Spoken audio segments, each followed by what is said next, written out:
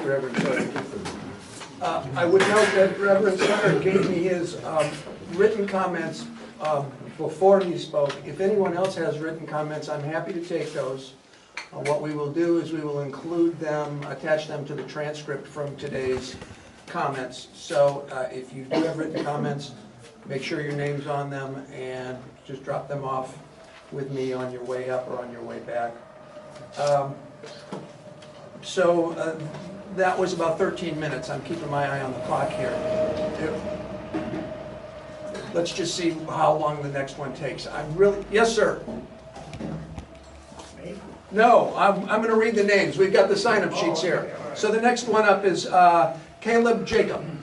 Can I interrupt you real quick and just make a motion? There's some people here with little kids. I don't Yes. know if it makes sense to have them ahead in the line to just, this looks like it'll be a long night and I don't want to miss the testimony of people with young children. I think that's a great comment. Are people who are on the list okay? People with kids going to the front of the line? Yes. Yeah, okay. So after this one, do you have an estimate about how long you're going to take? Definitely under 10 minutes. Okay, good. All right. Then we'll get to that point right after the speaker. Yes, sir. Or yes, ma'am. Sorry. Pardon me, might we all move in, because there are quite a few people standing in the backs. If they would like to take seats, we do have additional seats here. Sure. Make room. Two Seats up front. Okay. First of all, thank you, Commission, for coming up here to the Forks on a Friday night. I'm not sure you knew that that was in the job description when you signed up for it, but we appreciate it coming to where this is actually happening. As an individual and the president of the Upper Enchanted Owners Road Association, consisting of 50 landowners in the area of Mile 4 on Spencer Road, let it be known that I and we oppose the NECEC project. I reject that there is any public need for this project because of the following points. 1. The NECEC is a result of a request for proposal from Massachusetts to increase the percentage of renewable energy. Maine is not the end user of the so-called renewable energy, and it merely passes through Maine to get to Massachusetts. Massachusetts is not under any moratorium for power usage. Excuse me, sir. We've had a request if you could just slow your... Because we want to record it. It might be over 10 minutes. Go slow and take as long as you need. 3, permanent harm could be imposed on the wild brook trout habitat from the construction, everyday operation, and maintenance of such a corridor. 97% of the wild brook trout population in the eastern U.S. reside in Maine and in the last 53 miles of it to the Canadian border in particular. Winter deer beds are critical. Winter deer beds, critical for their winter survival, would be negatively affected just as their population is increasing in an area where they have been scarce for decades. 4, land values could be negatively affected for properties near such a corridor. Part of land value is the view, and a 100-foot tall power line would detract from that natural allure of the wilderness that residents and tourists have come to this area for, whether it be the Kennebec Gorge, Western Mountains, or the Moose River Valley. 5, tourism is Maine's largest industry by far. As someone that has frequented this area as a wanderer, angler, hunter, landowner, and a Maine guide, I can absolutely assure you that people will not see these locations and vistas the same way with the addition of industrial sprawl. Wind turbines have set this precedent with almost everyone I have discussed it with. They negatively affect the way people enjoy and experience the wilderness. People may eventually find that Canada to have less visual detractions, and Maine will lose some economic benefit if this initiative is approved. 6, last month the Jackman, Maine Board of Selectmen chairman told a contingent of CMP/Iberdrola executives that for 20 years they have requested attention be given to the line going to Jackman because of frequent power outages and nothing has been done to rectify it. He said that their residents have to rely on generator power more than they should, and even that they might, quote, might be the end of the road, but not the end of the world, unquote. He expressed disappointment that this corridor has been given so much higher priority and will go just south of their municipality. He also said that even people in Jackman go up the Spencer Road to experience the wilderness, and that a power line will detract from that experience. This affects their quality of life. 7, CMP/Iberdrola has not been a good neighbor or vendor to their ratepayers. The recent complaints and lawsuits are already on record and top of mind. Even their CEO said that they are the most mistrusted company. One of the things they have done to show support of municipalities is to show on a website a dotted line of them that support the project. Upon closer inspection, 13 of these towns are represented by a letter from the respective county commissioners, Franklin and Somerset County. Of those towns, half of them do not even have year-round residents. Most of them are unorganized. I hope that I am correct, that both the Forks and West Forks are in fact organized. At the time I typed this statement, which was 2 days ago, both the Forks and West Forks were listed as supportive of the NECEC project by using the Somerset County Commissioner letter. I see this as an attempt to show that some false support for NECEC. The integrity of the applicant should be a factor in this decision, but much of this research is necessary to pass some of the permitting hurdles have been done by the applicant, such as rare plant and unique natural community survey. It's like giving someone an inspection license to inspect their own car, the fox is guarding the hen house. Number 8, I have serious doubts that obtaining hydropower from Canada will reduce greenhouse emissions. I don't believe that it will be much less expensive. If it were less expensive, it would torpedo renewable energy initiatives within Maine's own borders, such as solar farms that are actively being proposed in Carrollton, just a few miles south of here, and which would bring in more property tax revenue. If there's any doubt in the minds of the commissioners that this will affect quality of life for the residents and tourists, there should not be. I encourage you to type my name and the words Moose River on YouTube and see my 5-minute video to show you the territory that this will rip through and change forever for the worst. This topic has managed to find common ground across age, financial status, and even opposing political views. I've said many times that I'm not an environmentalist, but I'm not a litter bug either. I have said this comes down to common sense. There is no compelling reason to tarnish and destroy this area. If Maine needed it, I may feel differently about it. Some sprawl is necessary. These places are special and absolutely a part of the people that live and play here, even people from Massachusetts. It is the lifeblood for so many of us. Let me illustrate.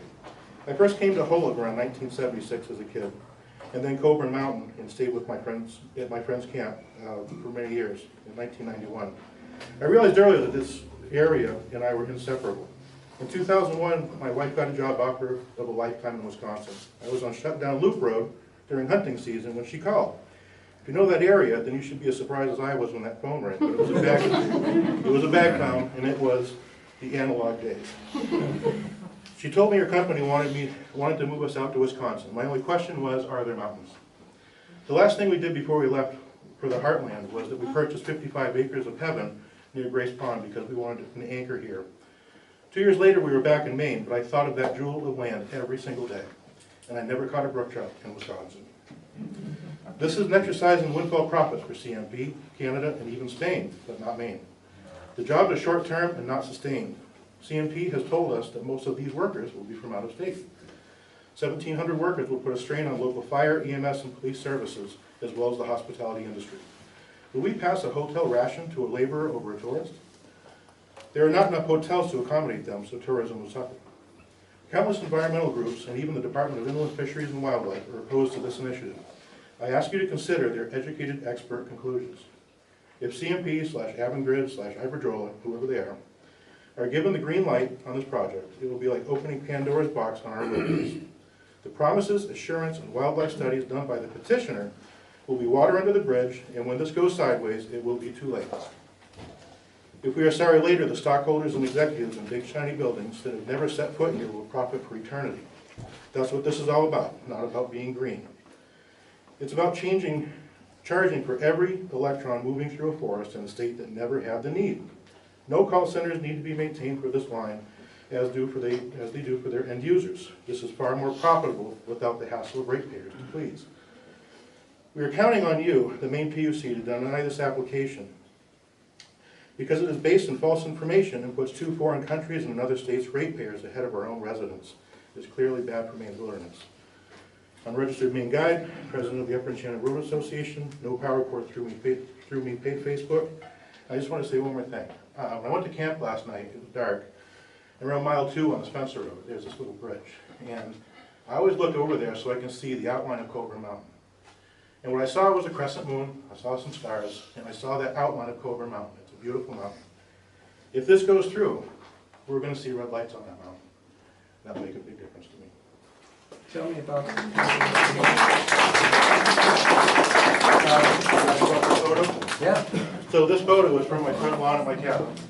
And that line will go Thanks, sir. right through here, right, the whole deal. Can you point it again for the attendees here? So that line will come over this side of Cobra Mountain, which is over here behind Grace Pond, in front of Adian Pond, all the way across, in front of number 5 mountain. This is the Moose River Valley. This is the one that, when you're on a canoe trip, this is where everybody wants to be. And they'll see that from the Moose River boat trip. Thank you. Yeah, and I'm gonna give you my statement here. By all means. Is your name on here? It is. Okay, Yeah, great. there's one more piece of testimony I'd like to file, which is to ask you to watch my YouTube video. I Oh, signed it. okay. Thank you. Yeah, thank you.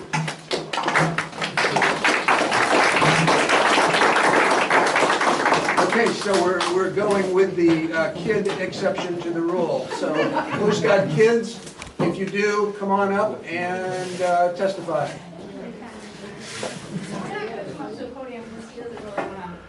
Okay, my concern is we won't be able to get the recording. Sorry. Sorry. Yeah, Are you on this list? I'm on the one for two. Okay, great. What's your name? Michelle Harrison. So I'm gonna be 2 minutes too. Go for it. Not more than 2 minutes. So I want to thank you guys for taking the time to talk with us. I'm a little emotional about this, and I never get emotional about things. This is a little odd. But 5 generations up here, as well as this is impacting us at home in Pownell and Durham. And the lies, I'm tired of the lies. I don't understand why this has been so behind the scene. And these guys are all well-spoken, better versed than us, than myself, I should say. But we want you guys to really consider stopping this. One, to the Western Mountain LLC people, I get it, but I think the mitigation plan sucks, excuse my language, and I think we're not getting enough money. So I think you guys should be demanding more from CMP if this is to go through. I don't want to see it go through. You know, this is our livelihood up here. This is his, 5 generations.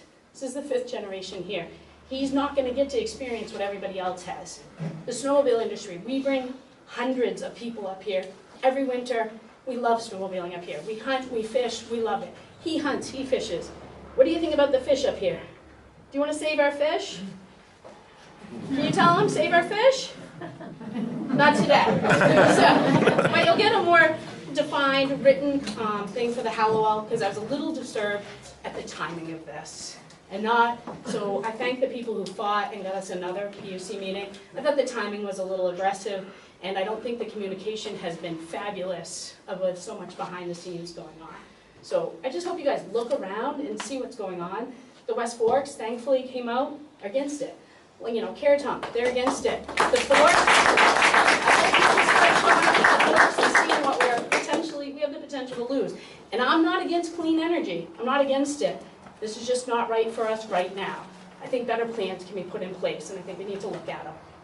That's it. So thank you. Thanks so much.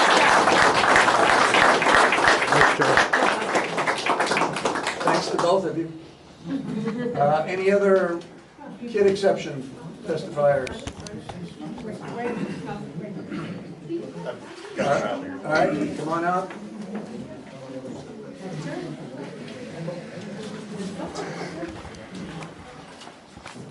My name is Will Hewitt, or like, 26 or something down Gotcha. 28, I guess. Yep, And I'll give you a letter from me, my wife, and my daughter after. okay, sure, that's great. Make sure your name's on it. Yep. Do you need address on it as well? Nope, just your name is fine. I got your contact information here. I just want to make sure I can put the testimony to the name. Very good, thank you. Yeah, you're welcome. Would you mind announcing your name for us? Sure. My name is Will Huey. I live in Moose River. I've been born and raised in Maine for pretty much my whole life. And I really disagree with this. It's not going to be good for anybody here.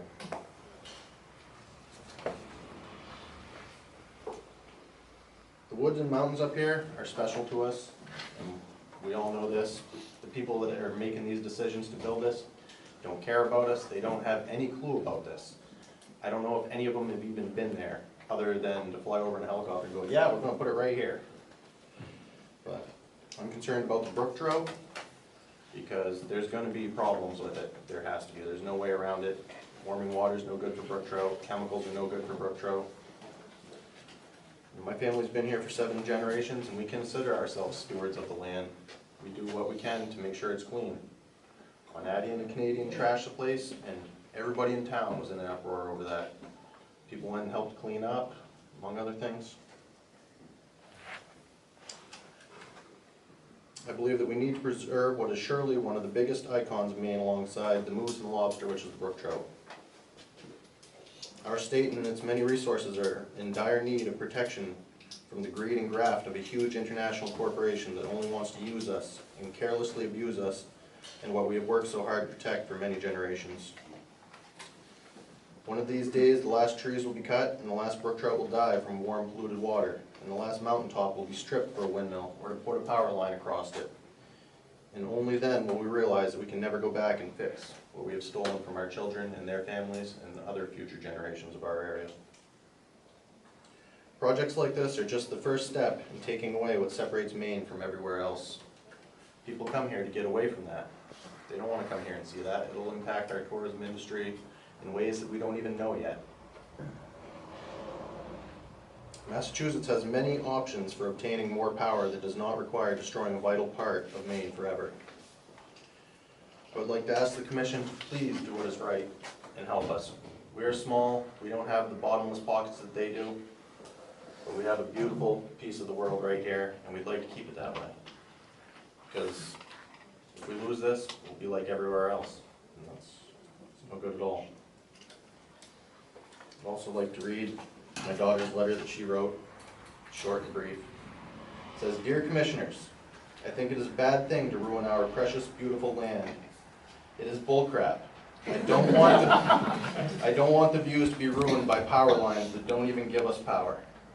Nina Huey, age 7, 7th generation up here.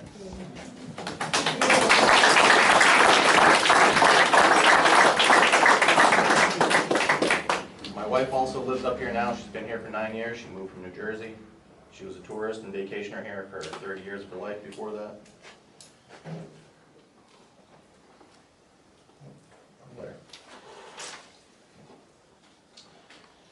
And all the people that she has met would never support such a travesty. From what she has seen, Mainers tend to consider themselves caretakers and protectors of this beautiful state. New Hampshire shot down a similar proposal immediately after it was announced. Why did Maine not do the same? It's amazing that this even made it this far along. With no benefit to anyone, only huge international corporations, it is convenient for them to build this here, where there are few people with few resources to fight their bottomless pockets. It is more than just inconvenient for us to take time to fight this. However, we know what is right, and we are willing to sacrifice our time and money to protect our state from bad business deals that only take advantage of our great state. To do this to Maine's remote mountains, forests, and waterways with their beautiful panoramic views and quiet solitude is wrong in so many ways. When she was a child, she would come to Maine every year to get away from the congested, busy life in New Jersey. Maine was full of wide open spaces to hike, camp, and fish with none of the industrialization like some of the places back home. There were no smokestacks from power plants and no huge towers buzzing away as their shining lines brought power to even more heavily populated areas.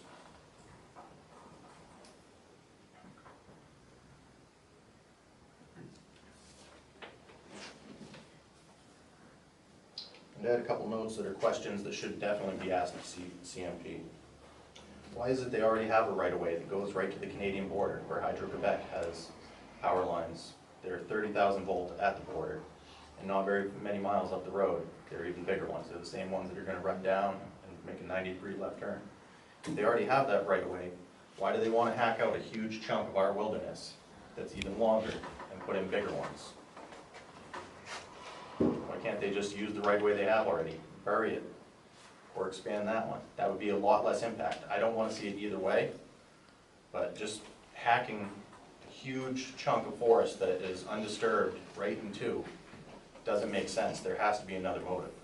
I personally think they want to pogo stick us with hundreds and hundreds of wind turbines, or windmills, depending on what you want to call them, because it's the only thing that seems logical. Some people say maybe they want to stick the east-west highway through there as well.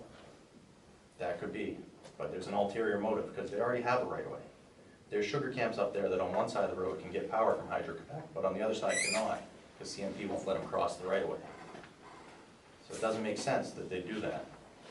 You think they'd take the easy, cheap way. Because it's gotta be cheaper to upgrade existing corridors than it is to build entirely new ones. Unless there is a much bigger return in the end for some other reason that we do not know. Previously, it seemed like they were speaking of putting joining with companies that were gonna put windmills up. And they really backed off of that about a year or two ago, it seemed like. So it kinda makes you wonder, what else aren't they telling us? What other plans do they have? Is this phase one of a 3 or 4 phase project that's just gonna fracture us even more? Because once this goes in, there will be no going back. All you have to do is think for a second, you should come to that realization. Once it's over, and there will be no more fight. We'll just have to suffer and lose our way of life and the history that we've had. But that's just my opinion. I'm a proud native Mainer, constitutional conservative, and I'm a voice for the parts of Maine whose silence is what speaks so loudly to us all. Thank you.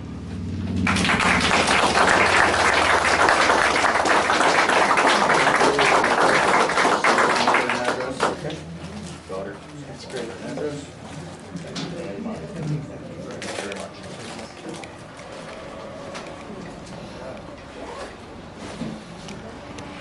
Any other people with children who would like to go? I don't have a child, but I have a 14-year-old dog on the truck. That counts. I'm glad you spoke up. It's a lab. Okay, then, yeah.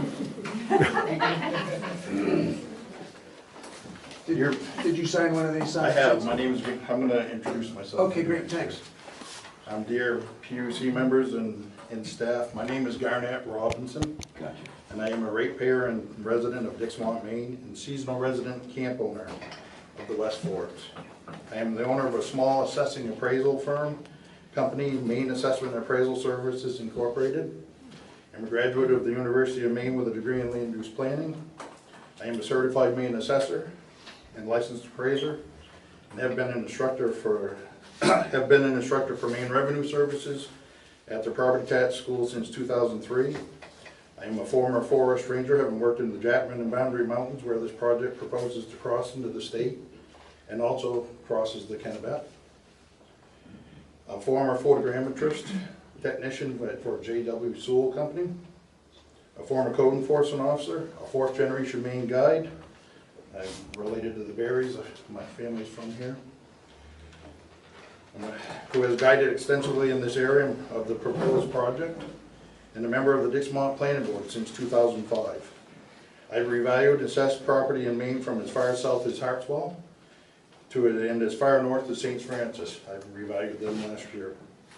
And am currently the assessor or assessor's agent in the communities of Cushing, Swanville, Clinton, Detroit, Palmyra, Plymouth, Etna, Dixmont, Glenburn, Powerbank, Easton, St. Francis, West Forks, Plantation, and Caratunk. In addition, my company is currently revaluing the towns of Washburn and Liberty. Through my chosen career, I have appraised the for assessment purposes numerous hydro generation facilities that you guys oversee, and other complicated industrial properties, including the generating dam between Holland and Enfield on the Penobscot, the generating dam across the Piscataquis and Howland, now decommissioned.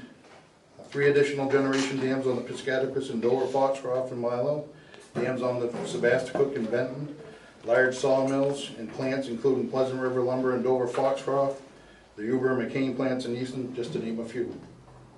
I wish to make it clear that I am not testifying or giving testimony on behalf of any town where I am currently employed.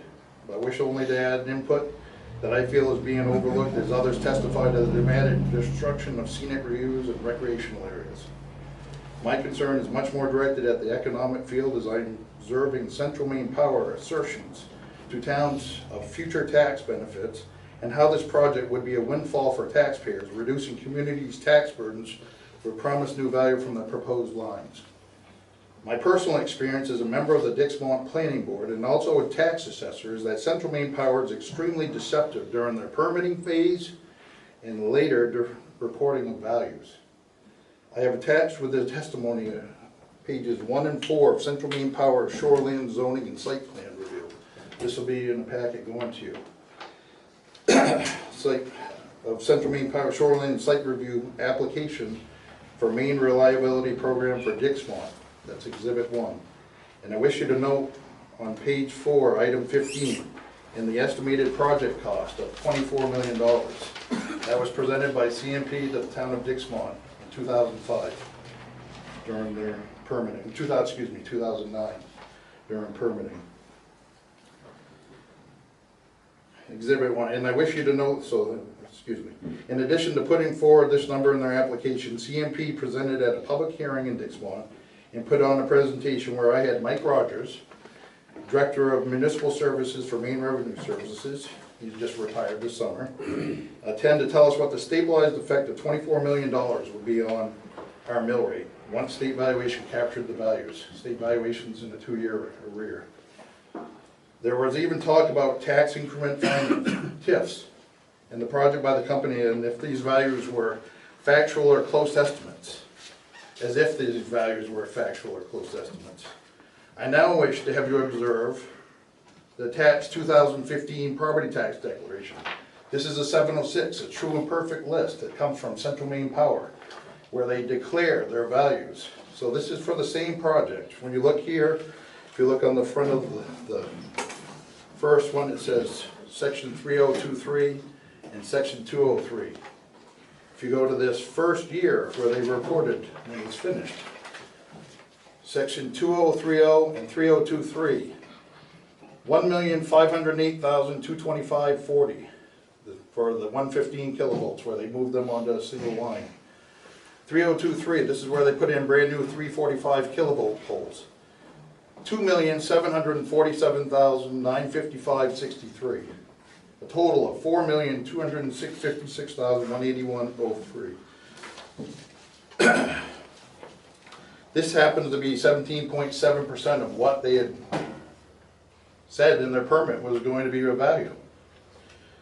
I made a phone call thinking they had made a huge error and called this company spokesman, Steve Holt, and was stunned when he called back 5 minutes later stating that he had made a mistake, but only adjusted the value to approximately $6 million, 25% of the proposed, or estimated.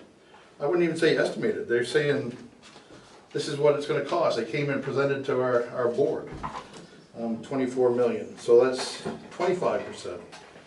I've also attached here as Exhibit 3, this year's.